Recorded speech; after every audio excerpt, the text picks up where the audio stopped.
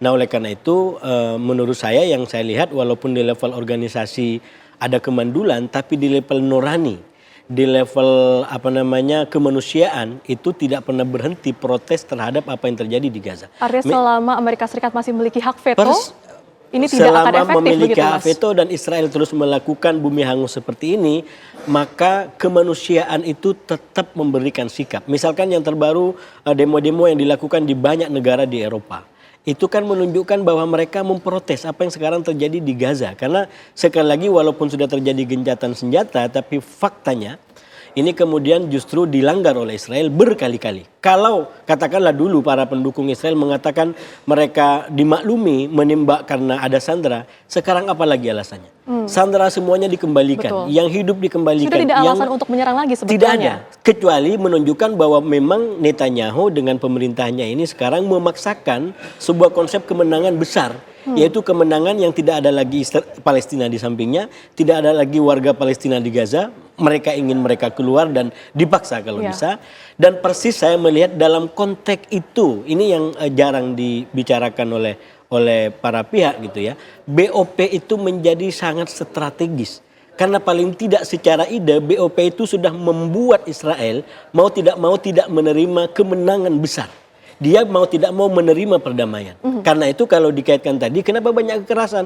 Itu cara Israel memberontak. Itu cara Israel melawan segala inisiatif perdamaian yang dibuat oleh para pihak, termasuk melalui negara-negara yang tergabung dalam organisasi, baik di PBB maupun di organisasi-organisasi lain. Iya, tadi membahas mengenai Amerika Serikat juga ya Mas. Bagaimana sebenarnya peran aktor-aktor internasional seperti Amerika Serikat dan juga Iran dalam penyerangan yang dilakukan oleh Israel seperti ini? Sebenarnya kalau kita baca Mbak, saya secara akademis ada dua tanggal yang mempengaruhi kehidupan kita sekarang. Yang pertama adalah 7 Oktober 2023, serangan Hamas yang kemudian membuat Israel brutal seperti ini.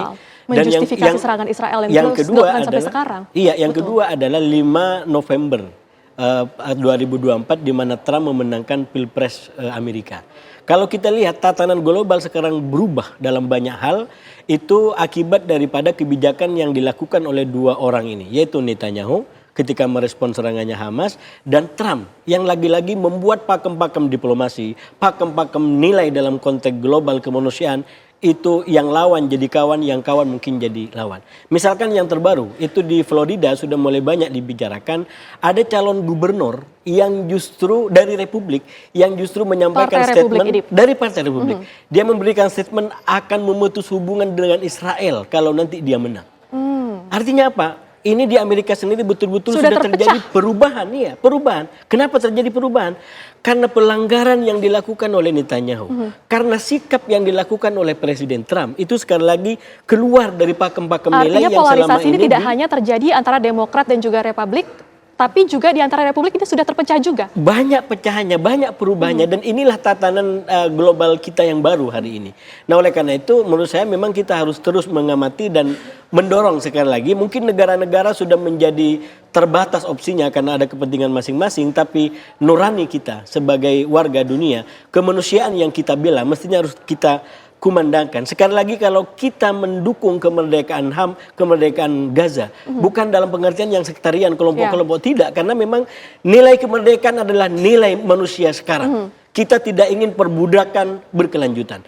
Kalau sekarang kita mengkritik Netanyahu bukan soal rasnya, tapi soal pribadinya dan pemerintahannya yang keluar dari berbagai macam nilai yang kita. Dan juga melanggar hak dan asasi kalau manusia. Kita kritik Trump bukan juga karena warna kulitnya, tapi karena sikapnya. Bagaimana dia di Venezuela, bagaimana dia mengancam di Greenland. Sekali lagi ini kemanusiaan yang harus kita bela, yang harus kita tegakkan kalau kita ingin betul-betul sebuah kehidupan yang berbeda dari abad pertengahan yang kurang menghormati nilai-nilai kemanusiaan tadi. Iya, Mas, yang juga kita bertanya-tanya adalah kenapa negara-negara Arab lainnya seperti diam saja melihat penyerangan ini? Apakah tidak ada peran mereka untuk mencegah dan juga membela Palestina begitu?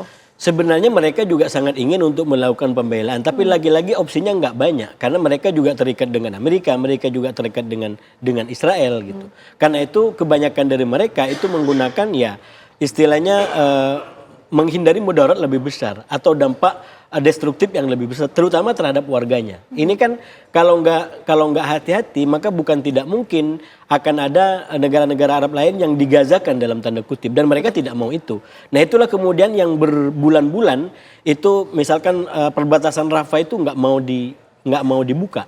Sekali lagi, saya dulu lama di Mesir, pasti orang Mesir, pemerintahan Mesir sangat ingin membantu warga Gaza untuk bisa berobat di situ. Ya, berarti bisa saya Tapi tangkap adalah kalau itu dibuka, itu akan digunakan oleh Israel untuk mengusir paksa. Ya. Ini aja sekarang, ya ketika Rafah dibuka, itu menjadi pertarungan bagi Mesir dan Israel, karena Israel maunya gerbang itu menjadi gerbang keluar pengusiran bagi warga Gaza, dengan cara kebijakan yang keluar dari Gaza lebih banyak. Mesir nggak mau. Yap. Mesir ada keseimbangan paling tidak berapa yang keluar dan berapa yang masuk. Ya. Sehingga ini betul-betul dalam versi yang diinginkan oleh Mesir, diinginkan oleh rakyat Palestina, bahwa ini adalah bukan pintu keluar tapi justru pintu berobat, pintu kemanusiaan di mana dibutuhkan untuk melakukan perjalanan ke Mesir atau ke negara-negara lain. Ya, Mas Hasibul, berarti yang saya tangkap adalah negara-negara Arab sebenarnya lebih mementingkan kepentingannya sendiri dibandingkan menunjukkan solidaritas terhadap Palestina. Itu sebenarnya di dalam hukum negara manapun pasti kepentingan nasional dikedepankan. Tidak Jadi ada prioritas. kepentingan negara manapun akan mengedepankan kepentingan nasionalnya.